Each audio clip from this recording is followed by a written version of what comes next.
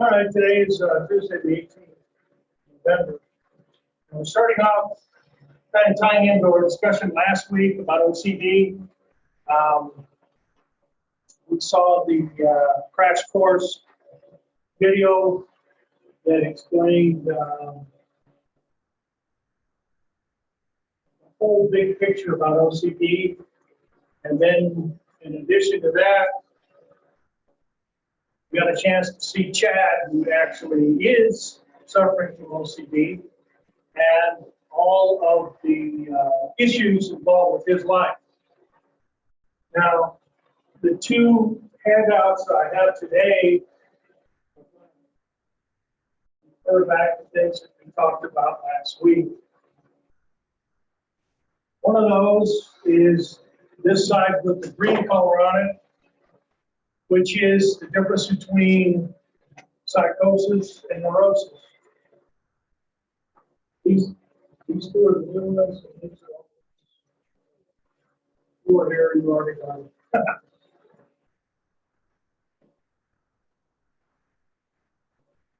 So the biggest issue between the difference between neurosis and psychosis, as I mentioned, is psychosis involves a break with reality.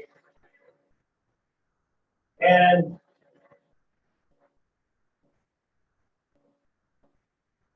in addition, remember the handout I gave you last week?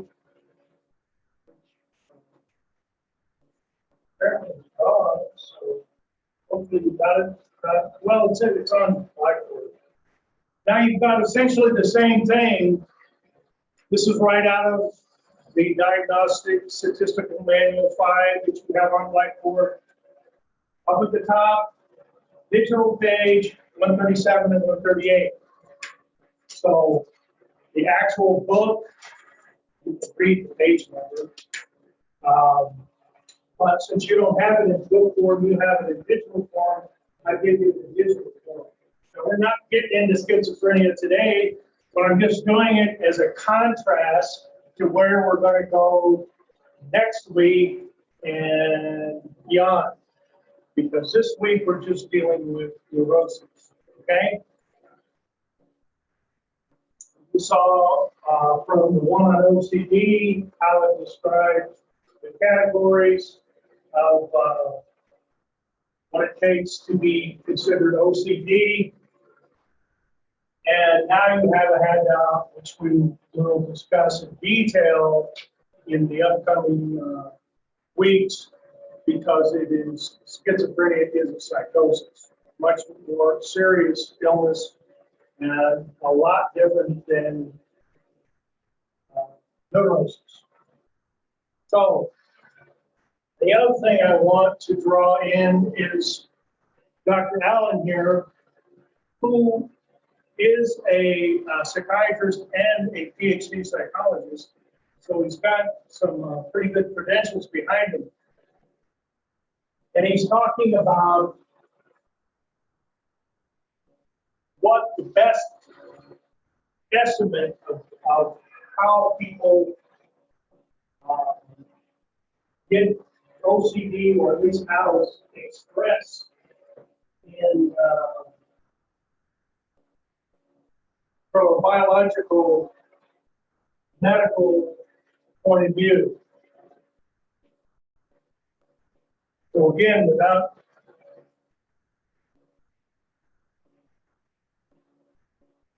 having to belabor too much, my favorite diagram, which you will see many, many times when I'm telling you, as I told you earlier, all psychology said molecular cellular level.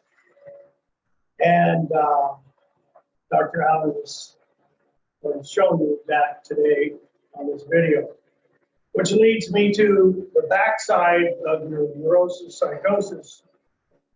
We've already discussed the limbic system. I gave you a nice, beautiful color handout on the limbic system earlier. This is the corticolimbic system. This is a subsystem of the limbic system. This is just looking at a portion of the limbic system. And the reason that I brought this to your attention today, because Dr. Allen's going to talk about the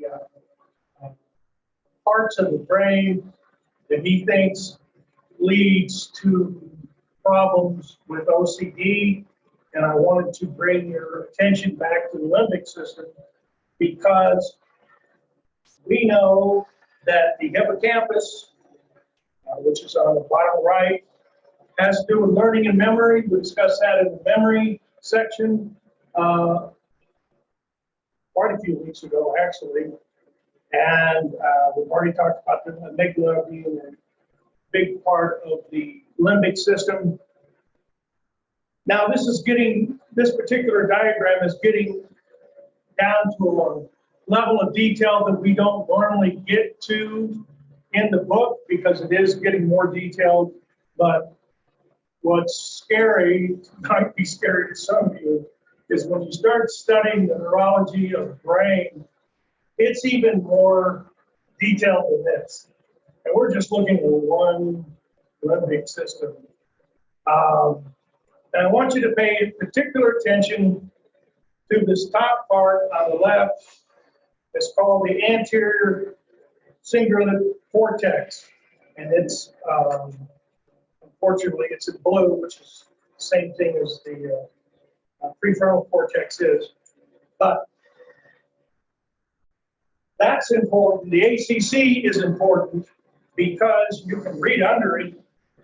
It has to do with affect, which is your feelings. It has to do with selective attention and social interactions, okay?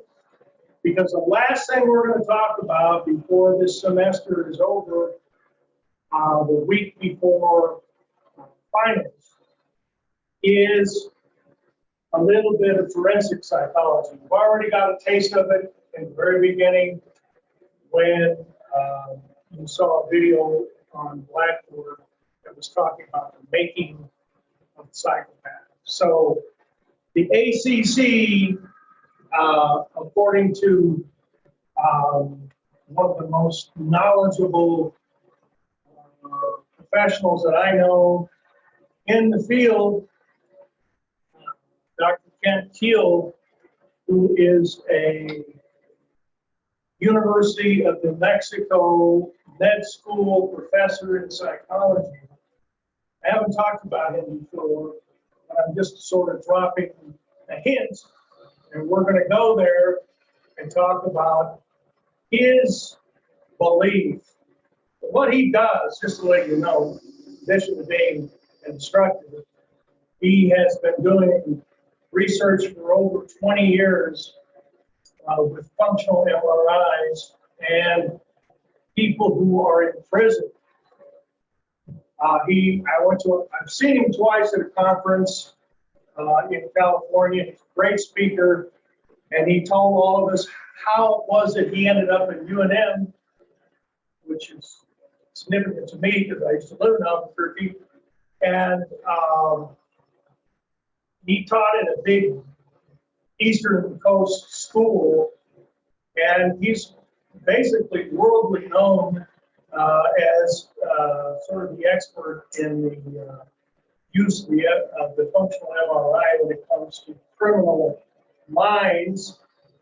And he believes the ACC is the answer to criminality, neurobiological explanation of where criminality can be measured in the ACC. He told us that when UNM was courting him to come to UNM, the person responsible for convincing him to headhunter, what they're known in the industry as a headhunter, the headhunter, he told the headhunter asking, Dr. Keel, what would it take for you to come to the University of New Mexico? Because we really want you out here. And He said, I'll tell you what'll get me to go out there.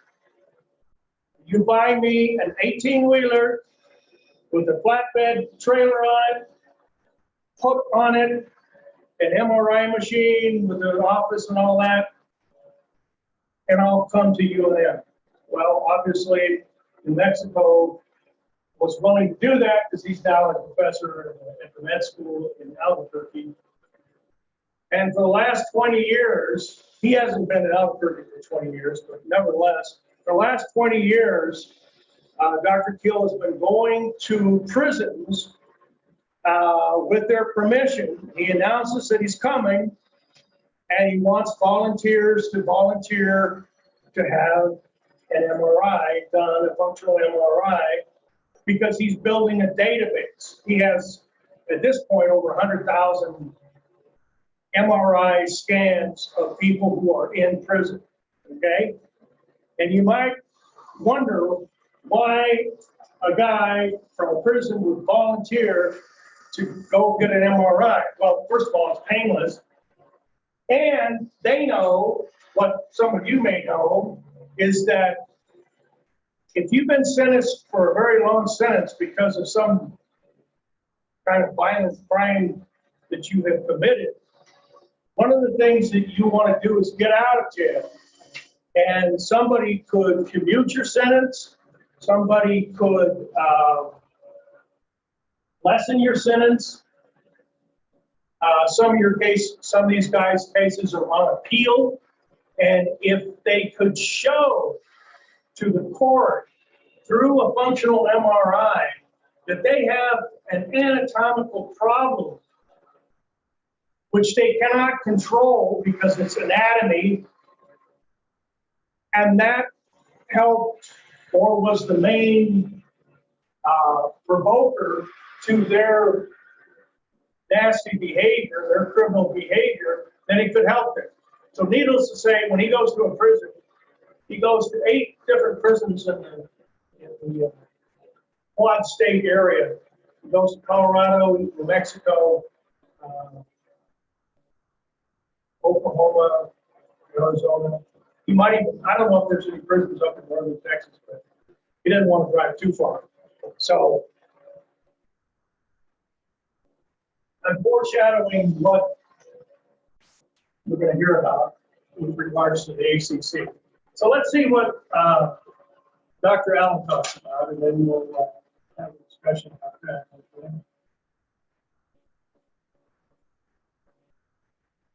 So what causes those things? Can you hear that? The causes of shortage of stuff. I'm going to show you a little bit of a picture of what the brain looks like. This is the front part of the brain. We call it frontal cortex. This is something we call a brain stem. I hope you recognize these brain parts because this is really simple. In the brain is something called basal ganglia, and another structure called the heart. There is a circuit halfway in the brain that goes from the front part of the brain to the basal ganglia, and then from the basal ganglia to the thalamus. Okay. This, we all know, is the prefrontal cortex. You know, should remember, that is the executive part of your brain. That's where decisions are made. That's where your values, your morality, it's all up here in the prefrontal cortex. So it's a thinking part of the brain, and it's a decision-making part of the brain. What he's talking about are regions, the basal ganglia, and the other part is interior. This is the cortex. These are under the cortex brain regions, including, he doesn't mention it, but this portion right here is a singular part of the brain portion, which is a little bit better seen on the cortical limbic system handout that you have. the cingulate cortex, at which part the anterior, meaning the front of it, this part here is where the ACEC, you have an anterior, you have a middle part, and you have a posterior, all on the cingulate cortex. He doesn't mention that, but I'm just mentioning it to you because it depends on what level of investigation that you're going into the picture of. Because it's good enough to know that it's very complicated. You know, he's talking about a thinking part of your brain, an evaluation part of your brain, and the prefrontal cortex. All right, that's no biggie. Now he's talking about a specific two parts in the brain, which are regions and not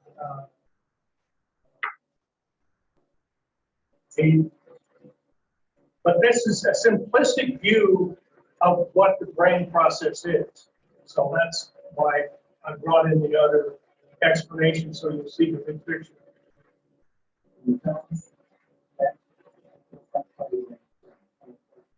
It's a loop.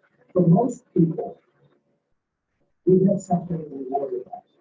For example, we will think that we stuck our hand dark blue. That generates a product blue. We always stuck our hand in dark blue. It goes to the base of the mind. There's a filtering mechanism. It filters out excess noise, excess light. But if you really stuck your hand in dark blue, the thought feels strong, goes right through that filter. Gets into the patterns, and then goes back. Keep sweeping around until you finally wash your hands. Let's say you touch something like paper. It was a little sticky from some of these little whatever. That generates a thought too. For most of us, that thought is filters it out. Because it stops right there. Right now. And there's it's for some reason, something has punched forward in that filter. It's opened it up. So now it's possible. What can we do to try and tighten up that filter, but to try and stop this? Well, there's a number of different ideas that people can use. But before we get to that, we have to think about what can cause this filter to be loose. One thing can cause the filter to be loose is that in some people, they may have some sort of brain problem, brain injury, and that has caused filter to break. One way this is thought possibly occur in children and adolescents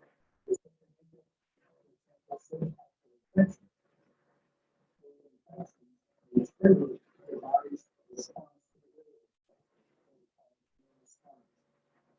there can be confusion though in that response. So that it not only gets rid of the infection, but it also starts attacking this area here, the base of the vein. And that response is what punches holes in the blood. So there's a couple of different options that one. But maybe the genetics plays a role too. You know that OCD tends to run in certain families. So maybe that there's either some sort of direct effect of genetics on the brain, make that filtration, or maybe that there's a genetic predisposition that can make all likely to get OCD. And it takes some other things to happen. But the bottom line is that when you get that patient filter, you get that patient basic and somebody ends up having OCD where they can't stop walking, they can't stop counting, they can't stop praying, whatever they're doing. They need some sort of treatment that's going to stop that loop and break that cycle. Laura. So my thank you for finding out that I was right, it's pretty neat that Thomas is coming.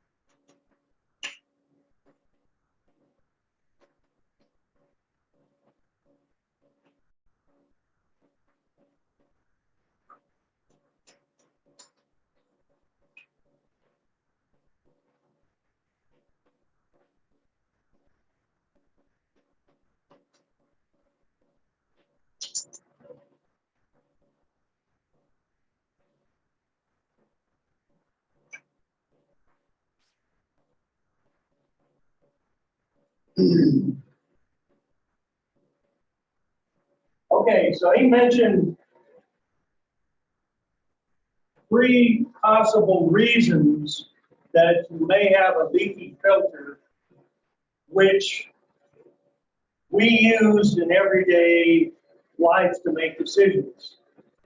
You saw the video of Chad. There's another one on Blackboard with Howie Mandel and his OCD issues. They're not suffering from delusions. They don't have a psychotic process going on in their brain where they see things that aren't there, hear things that aren't there. None of that's going on. And you remember Chad said when he was out on the porch, I know this is crap. I know the world doesn't work like my OCD tells me I need to make it work. I know it's BS, but I can't stop myself from doing it. They're compelled to do it because of their OCD problem. So you see, it's not a problem, this particular neurotic disorder, it's not a problem with thinking. It is something more than that. And reaching back to the famous video we saw basically first week of Dr. Fallon talking to us about the 3 things that led to psychopathy. And one of them was brain anatomy.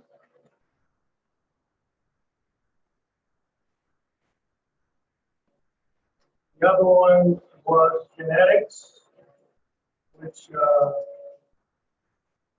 Dr. Fallon admitted he has both of those issues. Brilliant neuroscientist of here in the United States. But what he didn't have was childhood trauma.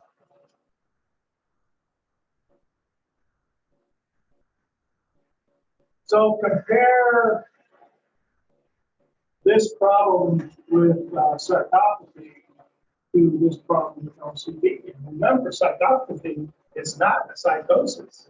It is a personality disorder, and personality disorders fall into neuroses.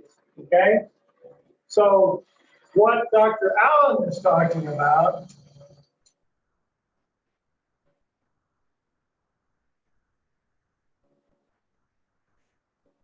that causes this leaky filter, which runs into your OCD, could have been, the genesis of that is a brain injury, brain trauma of some sort, an infection, which you could argue is brain trauma as well, and then genetics. So not a lot of difference between what these 2 learned people are talking about, neuroscientists are talking about, except that Dr. Fallon focuses on the anatomy through structural MRIs, not functional MRIs, but structural MRIs. So it gives you an idea that maybe these guys are onto something.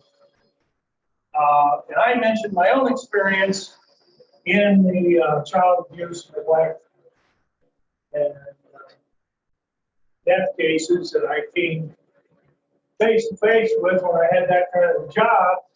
And it always seemed odd to me that pedophiles don't have a thinking problem either. They know what they do is wrong. They know that possession of child pornography can put them away in prison for a minimum of 20 years. They still do. I was going to look up the name of that high school teacher we had here in El Paso, and I forgot to do it. You guys can do that. All you have to do is go to Google and put in El Paso high school teacher pedophile, and we'll find it. Teacher in one of the high schools on the southeast side. But nevertheless, he showed that he didn't have a thinking problem. He had an inability to inhibit himself.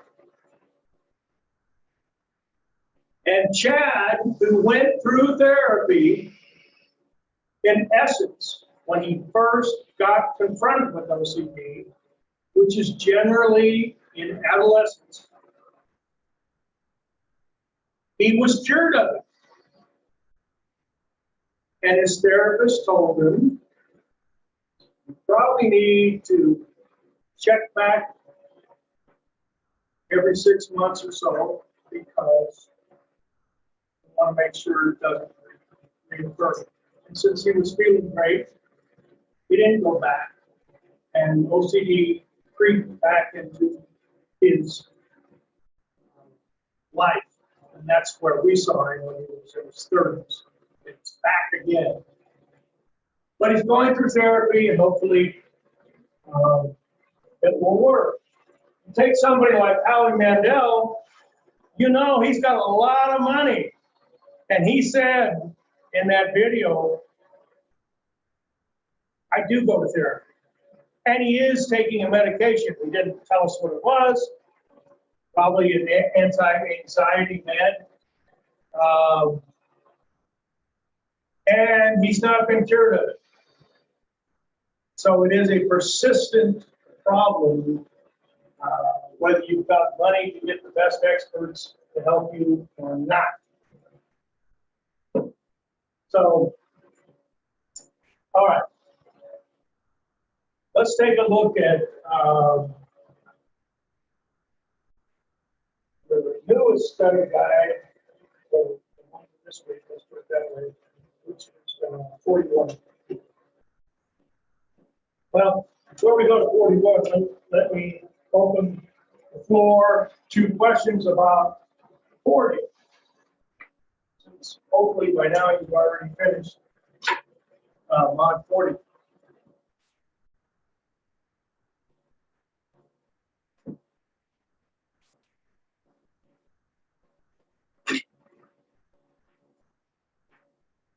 If you're not prepared to ask any questions about mod 40, you can always shoot me an email to discuss it through email. We still have Thursday of this week to review the mods that are going to be coming up to the test this weekend. Let's take a look at mod 41. And it gives us a little bit of framework for discussion. Okay?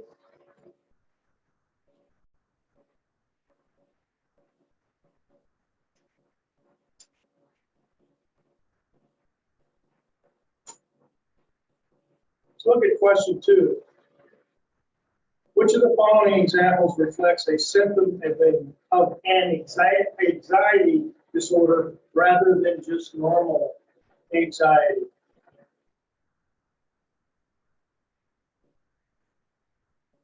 The answer for number 2 is B. For the past several weeks, Mavis has been unable to sleep or concentrate at work because she keeps thinking that something terrible might happen to her son at school, even though she knows it's safe. Now, you read mod 41, you know there's a difference between generalized anxiety disorder and a specific anxiety disorder. When you look at answer stem B, does that suggest to you that it is a specific anxiety disorder, or does it seem more to you like a generalized anxiety disorder? Somebody venture informed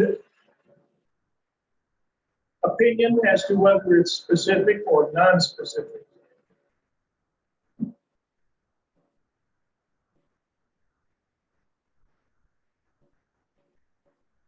Well, is there anything specific in B? What is making Mavis anxious? Oh, something that might happen. Well, what's the something? Is that a specific something or a non-specific something? Remember, when you see these questions on the test, that's how they're going to be worded. And you have to figure out the difference between a SAD, a specific anxiety disorder, and a GAD, a generalized anxiety disorder. Does it seem specific or generalized to you? Guys are inhibited to have a guess. He doesn't know who you are, so you're always free to answer.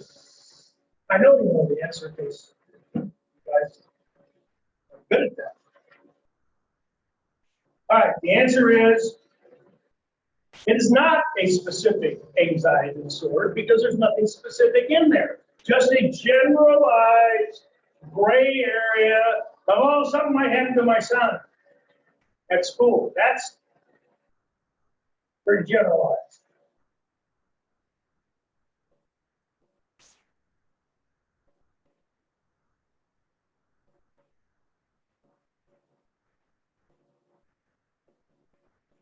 Goes on later on that page to talk about social anxiety disorder.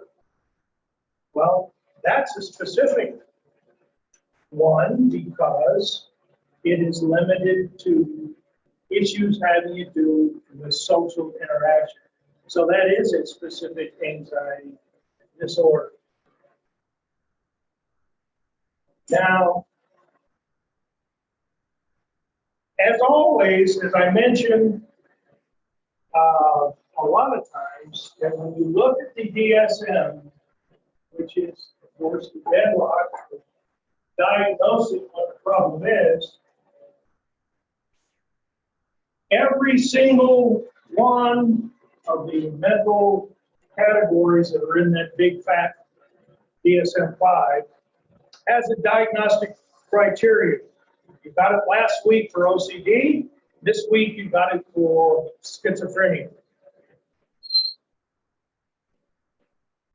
So when a person in the medical field, psychological field, the helping field, wants to figure out what's going on with somebody, as I say, if you're a psychologist or a psychiatrist, you don't need the DSM-5 because you already know. But this is for people who don't necessarily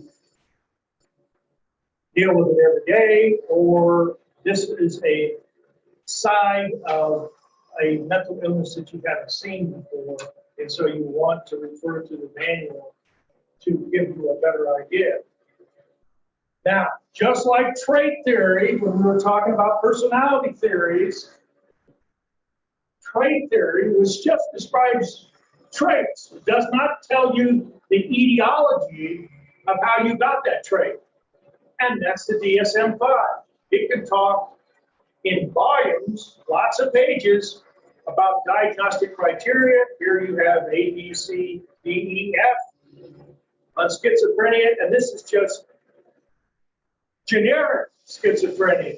There's paranoid schizophrenia, catatonic schizophrenia, which explains more specificity what's going on. So the DSM is like trait theory. It just describes what behaviors you are likely to see, but it does not tell you about the etiology, the history, the reasons, like we're talking about up here, the reasons that you may have that can explain why you have the mental illness that you do.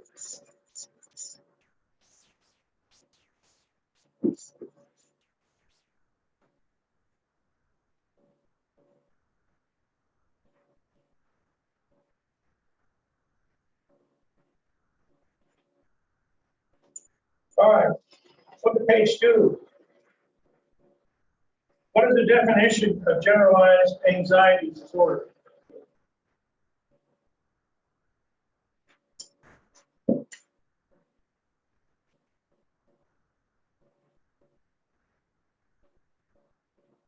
Anybody see it on that page?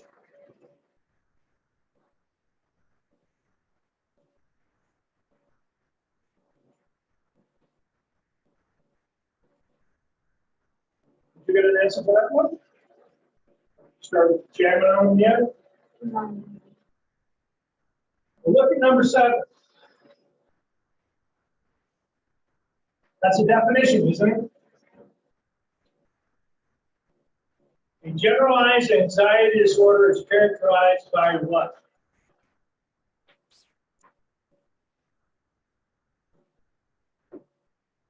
Continuous state of tension, apprehension, autonomic nervous system arousal.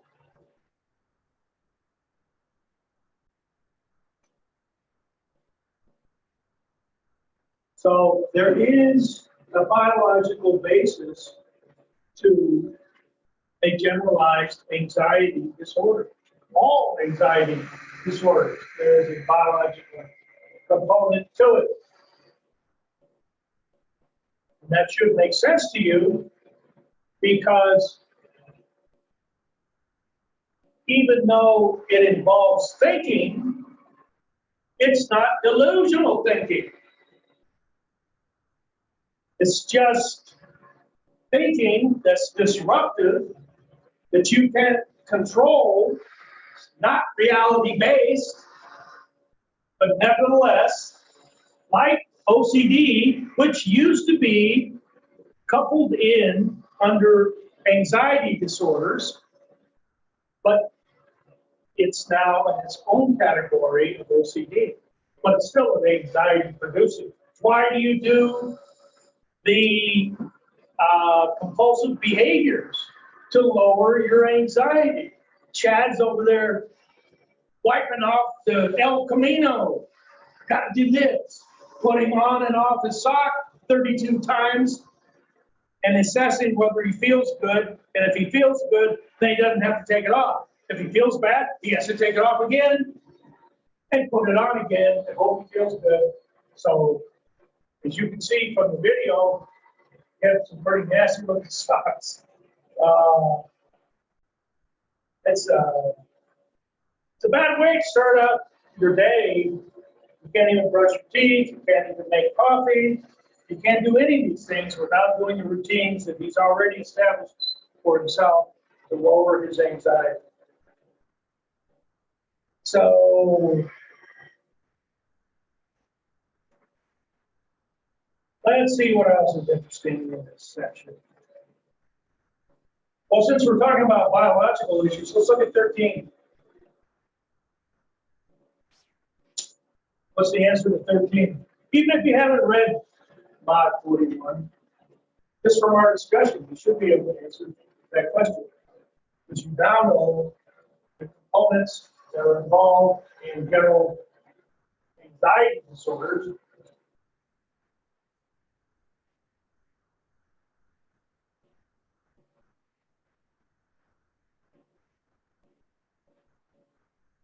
All right, let me give you another analogy. What about the famous bridge study in social psychology, where the alleged psychology student was performing research and met the male in the middle of that spring suspension bridge, and we find out that his blood pressure is up. His epinephrine is up because it is a long bridge with a long drop. And now he has an attractive female in front of him, asking him to participate in the survey. And that heart race, the blood pressure up, adrenaline, he transfers that autonomic nervous system working because he's not telling himself, oh my God, I'm in the middle of this bridge, it's swinging, I'm nervous as hell. If I fell out to here, not only would I die, but I'd have to live for all that way, knowing I'm gonna die, it would be horrible. He's not doing that. He's not thinking about that. It's not a conscious deal. It's an autonomic nervous reaction to his environment.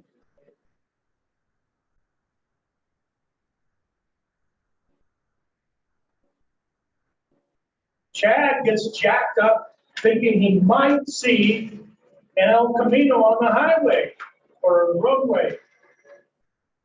As I said, fortunately for him, they don't make El Caminos anymore, but there are some still around, and you saw how he acted. So, does it make sense that twitching eyelids, trembling, fidgeting are all symptoms associated with GAD, and these symptoms are caused by the arousal of what? You got it, say it. Yes, the autonomic nervous system.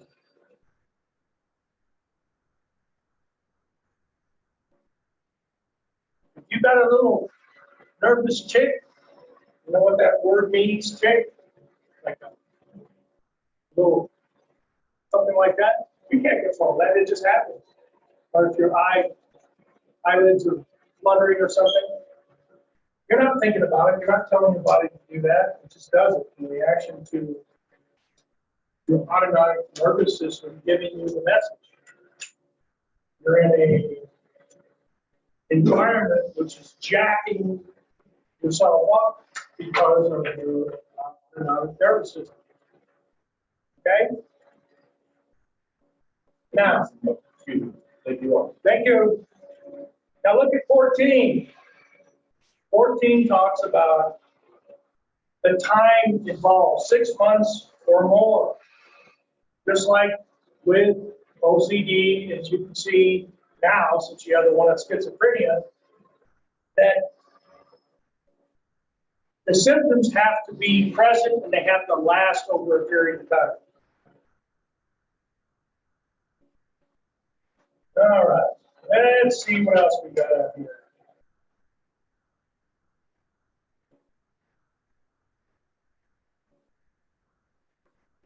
Let's look at 18.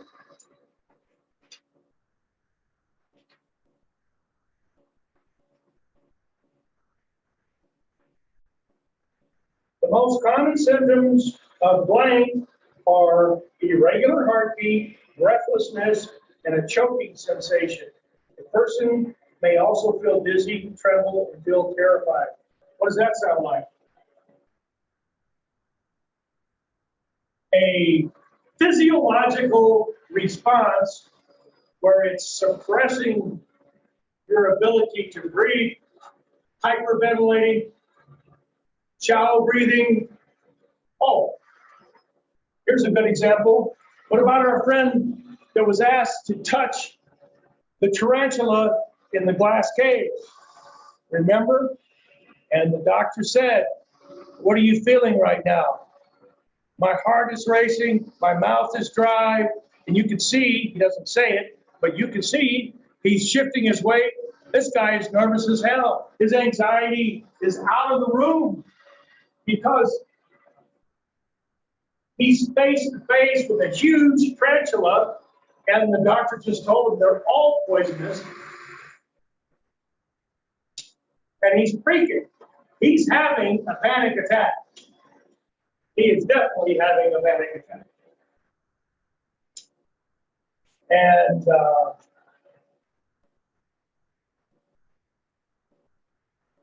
you think that panic attack was anatomically, physiologically generated it? That's what generated it? Of course. You can't control your heart rate. Well, unless you're some kind of advanced yogi, you can't control your heartbeat. You can't control your mouth getting dry. You can't control your dizziness. These are all physiological responses to a threat, either a generalized threat or a specific threat. With the case with the propanol and memory, it was a specific threat from spiders. So you know it's biological. And what cured you? Oh, that autonomic nervous system response? One high blood pressure pill called propanol. Not an antipsychotic, not an antidepressant, anti-anxiety like Xanax.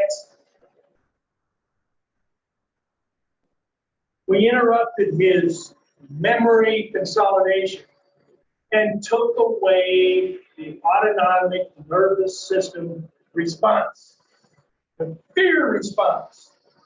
Didn't take away the memory, didn't wipe out the memory. He knows his entire life he's afraid of spiders.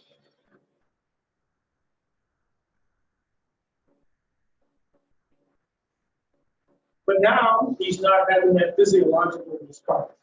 He's now touching the spider and telling the doctor, this is my new best friend. Any of you seen somebody suffer a panic attack? It's ugly, because you want to help them and you don't know what to do, because they're hyperventilating, they're hallucinating.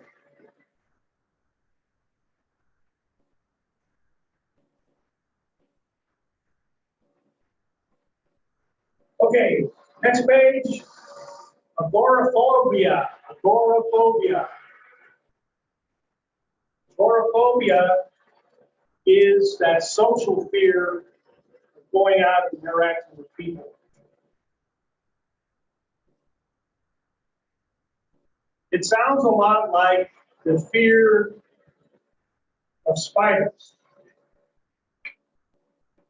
If I can pronounce that correctly. Jerry, what's the word for fear of spiders?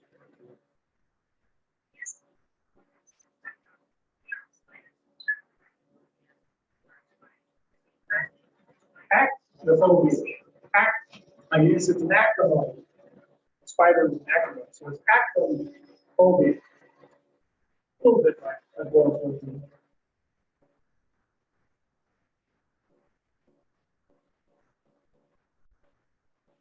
Guys, take these exams at home. Make sure you have cell phone.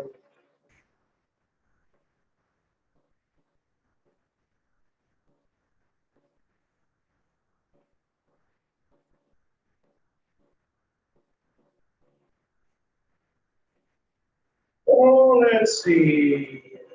Lots of questions about specific phobias. Page 5 and 6.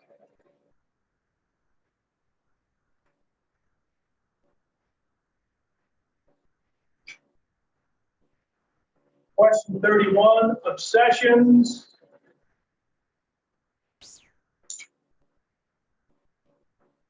What's the difference between an obsession and a compulsion? An obsession is a thought, and a compulsion is a behavior.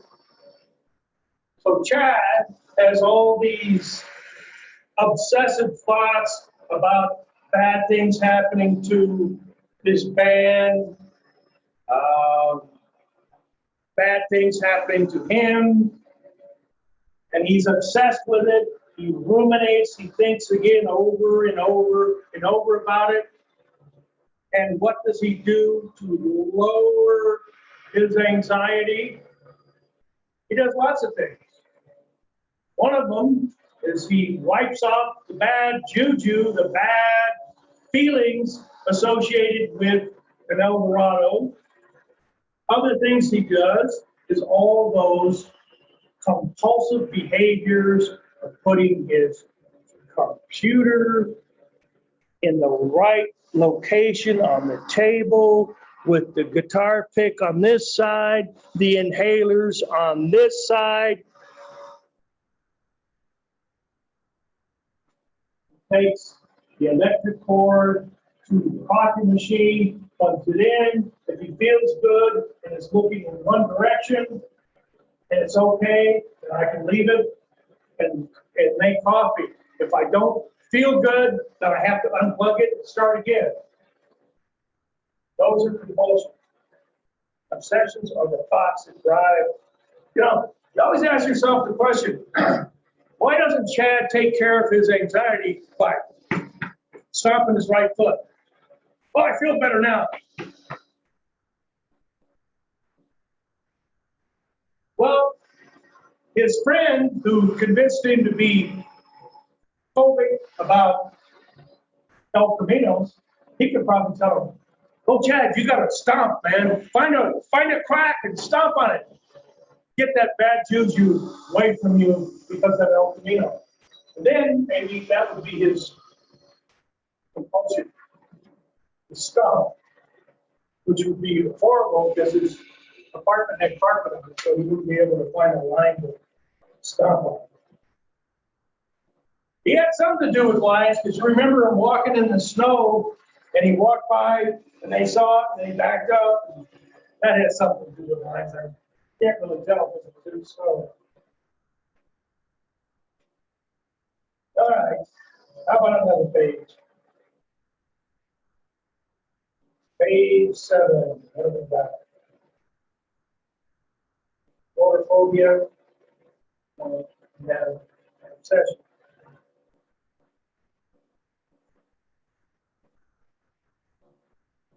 Anybody see that movie Aviator about Howard Hughes and what's his name? Well, a big actor played Howard Hughes in that movie. And Howard Hughes was OCD big time.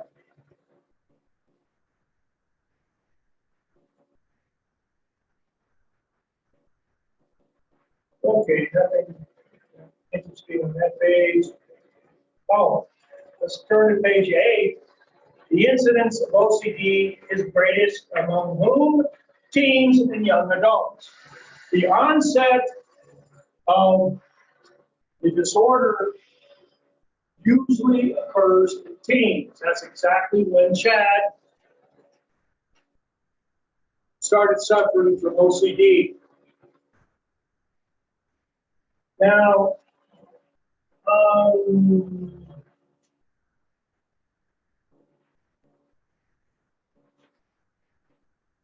on your handout, schizophrenia, on the back side, I wrote the word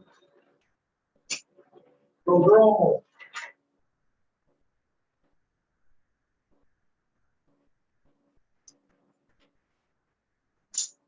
It's a medical term they've not been familiar with. But since it's used in the description of the symptoms of schizophrenia, I wanted you to know what that word means. So I gave you the definition. It's the period between the first symptoms and the onset of the illness.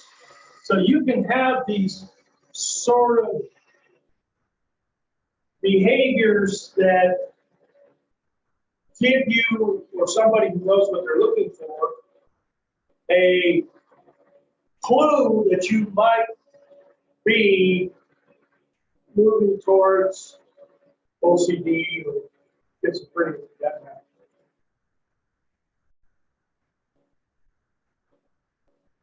Does anybody know when the onset of schizophrenia, which we'll talk about in future weeks here? Anybody know the most common period of ages, what age you are when the first incident of schizophrenia occurs?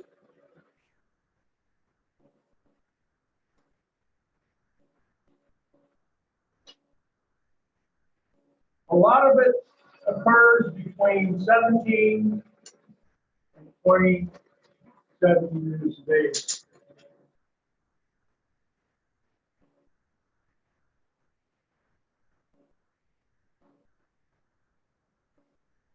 What's going on with 17-year-olds? Usually in high school, right? Maybe next year, they're going to graduate. If they're accelerated, maybe they're going to graduate when they're 17.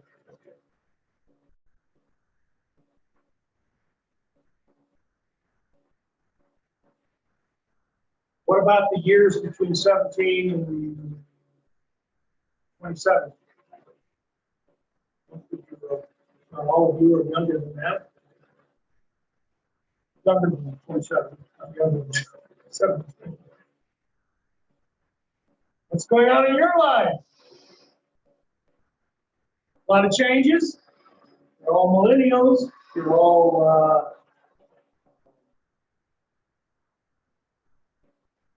the age group that has been labeled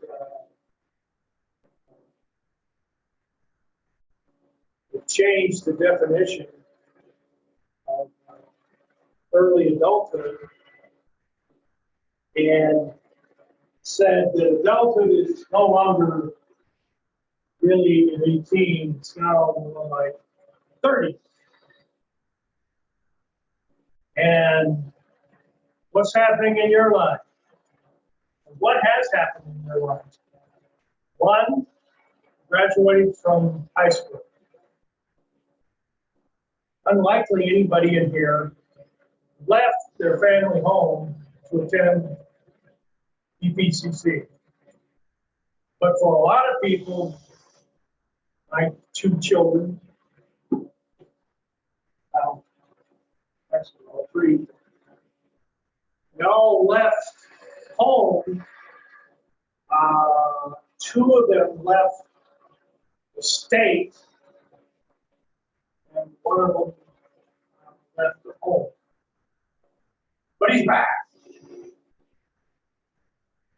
It's not unusual for millennials to leave the family home and come back for financial reasons. So, for a lot of people, they're out on their own for the first time. They're not being supervised by their family or their friends. They get into an environment like UT, somewhere other than El Paso, Texas Tech, somewhere other than El Paso, and the rules of engagement changes significantly. Nobody's enforcing the curfew. You want to drag somebody home to your bedroom, certainly do that. Nobody's watching you and telling you you can't. Somebody offers you a new drug you haven't tested. Have at it. A lot of things going on. So if you're going to get schizophrenia, the likelihood is you're going to get it in the age group that you are in now. If you're over 27 and you don't have it, are you free from getting it? Answer, no. In the upcoming weeks, we'll take the time to talk about the JetBlue airline captain who had a schizophrenic episode while he was in flight. He was in his late 40s, had a unremarkable life, no problems, and airline pilots are very, very controlled. You think COVID-19 is controlling, try being an 18-wheeler driver or an airline pilot. Your life is controlled big time by government. And as such, as an airline pilot, they have very strict physicals they have to get on a yearly basis. And so there's no question this guy was not doing drugs. He did not have a history of any kind of mental illness. Although when it comes to schizophrenia, about 87% heredity connection of mental illness. But that leaves 13% of people who don't have anybody in their family tree that suffers from a mental illness, but yet they get it anyway. So there is a genetic predisposition to become, in this case, schizophrenic. 87%. Somebody in your family tree, not so distant, not 4 generations, had a mental illness, serious psychotic mental illness. But yet, if you're an identical twin, and your twin gets schizophrenia, there's only a 50% chance that you're going to get it. Only 50%! Which, my logic would say, wow, you would think it would be really high. Same genes as your identical twin. But because we understand biopsychosocial, we know it's more than just the genetic predisposition. OCD seems to follow in families where parents or grandparents had a problem with depression.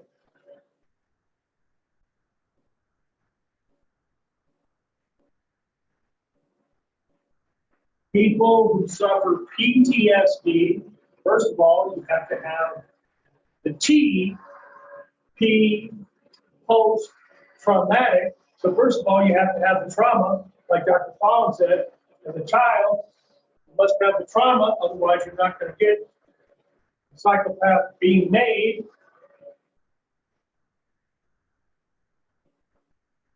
But there are plenty of people who have gone to war, have seen all sorts of traumatic things happen to them, and they don't get PTSD.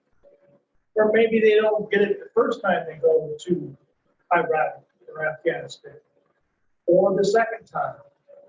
But the third time, they get PTSD. So it suggests that the biological component to PTSD, the resiliency that your body has to not succumb to PTSD, can be beaten away by more and more exposures.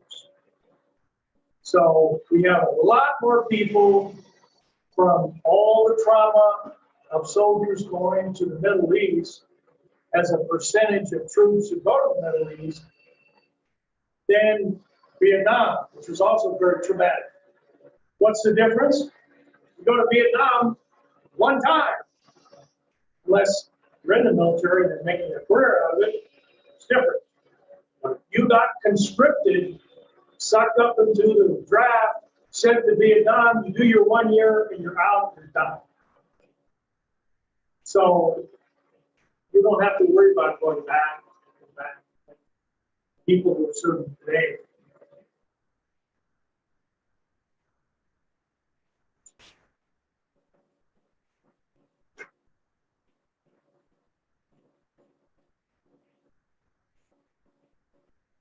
Number question 40.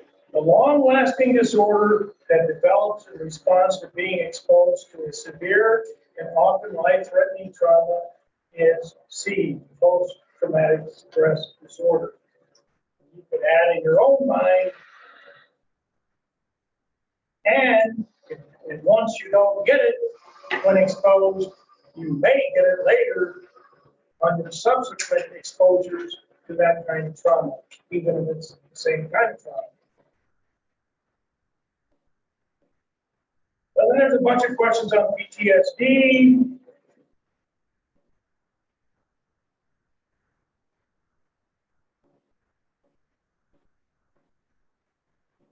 Ooh, there's a question. 50. Kevin and Andrew served in the military overseas. Upon returning, Kevin developed PTSD, but Andrew did not. Why might this be the case? Answer, B, as compared with Andrew, Kevin experienced higher levels of emotional distress. Well, why did you experience a higher level of emotional distress when the trauma that you both saw was exactly the same trauma?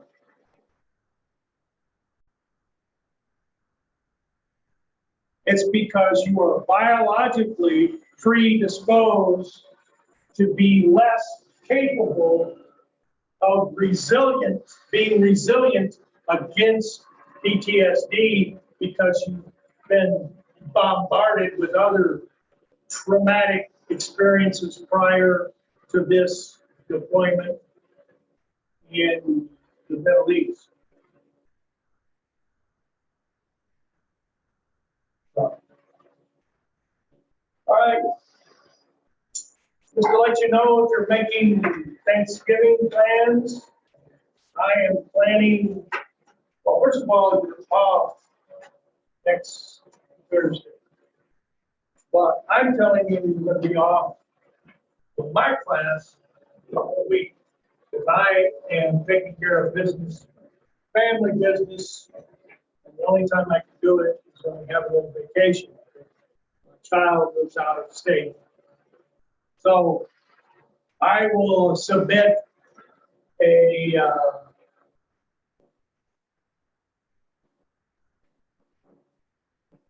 recorded lecture for the Tuesday of next week.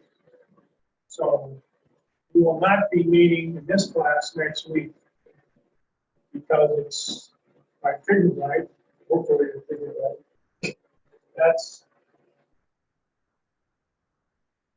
Thanksgiving week.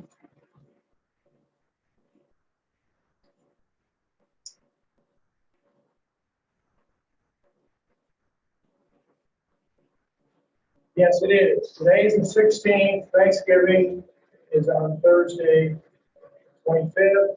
So a week from today, we will not have class. Of course, we're already off class for that Thursday. So